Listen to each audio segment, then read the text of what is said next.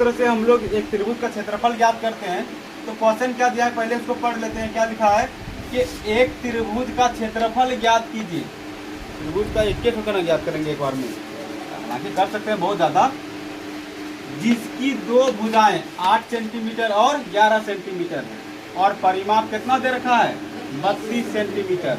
अब बताओ, हिरोन का सूत्र में हम लोगों को तीनों भुजा का जरूरत पड़ता है कि एक दूठों का? तीनों भुजा का जरूरत पड़ता है। तो तीनों भुजा को ज्ञात करने के लिए हम लोग को यहाँ पर दो भुजा का मान दिया हुआ है ना रे। तो तीसरा भुजा का मान ज्ञात करना है।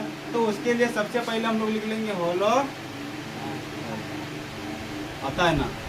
इसके बाद लिख लो दिया गया है। क्या क्या हम लोग को दिया गया है? क्या दिया गया है? त्रिभुज की दो भुजाएं कितना कितना है, 8 सेंटीमीटर और 11 सेंटीमीटर। ठीक है। और क्या दे रखा हम लोग को? परिमाप कितना दे रखा है, 32 सेंटीमीटर। अच्छा, जैसे मान लो ये एक त्रिभुज है, अब मानेंगे का त्रिभुज है ना। इसका मान है 11 सेंटीमीटर, इसका मान है 8 सेंटीमीटर और हम लोग को परिमाप दे रखा है कितना, 32 सेंटीमीटर। तो ये बताओ कि परिमाप का मतलब क्या होता है? पूरे का माप, मतलब तीनों को जोड़ा होगा तब तो 32 आया होगा। तो हम लोगों का दो का माप दिया हुआ है, तो 32 में से इन दोनों के योगफल को घटा देंगे, तीसरा भुजा निकल जाएगा। तो लिखेंगे हम लोग त्रिभुज का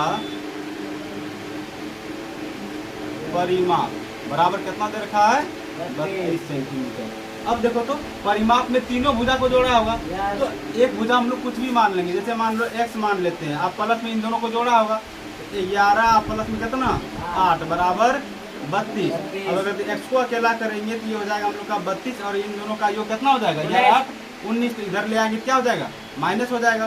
तो x का मान कितना आ जाएगा, 32 में से 19 घटाएंगे तो 11। यहाँ जोड़ो, हाँ कितना हो जाएगा, 13। यानी कि एक अगला भुजा हम लोग का कितना निकल गया, 13 निकल गया। तो अब हम लोग हिरोन के सूत्र द्वारा हम इसका मान ज्ञात कर सकते हैं ना क्षेत्रफल का। तो देखो तो लिखेंगे हिरोन के सूत्र द्वारा त्रिभुज का क्षेत्रफल। तो बता दो हिरोन का सूत्र बराबर क्या होता है, root under s into s minus c।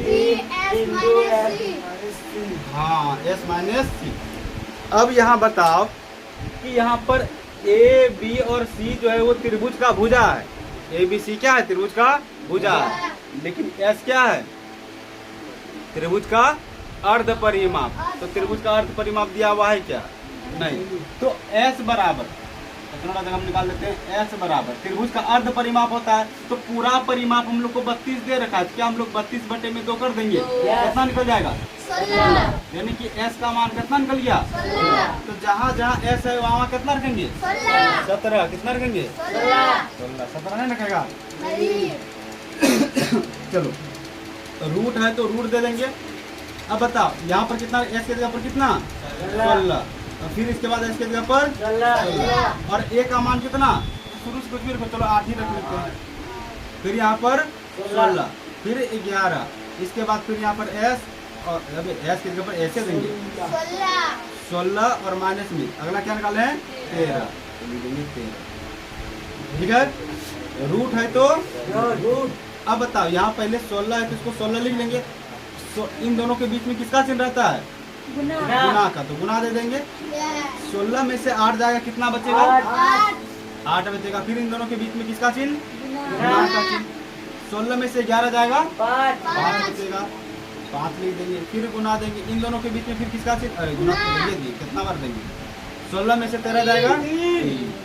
अब इन सबको क्या करेंगे, गुना करेंगे। तो चलो गुना करो, इसको इससे गुना करेंगे तो 5 क्या 15 और 16 थे 128 गुना में 15। इन दोनों को गुना करो तो 8 पंचे 40, 10 4 14, 5 और 1 6।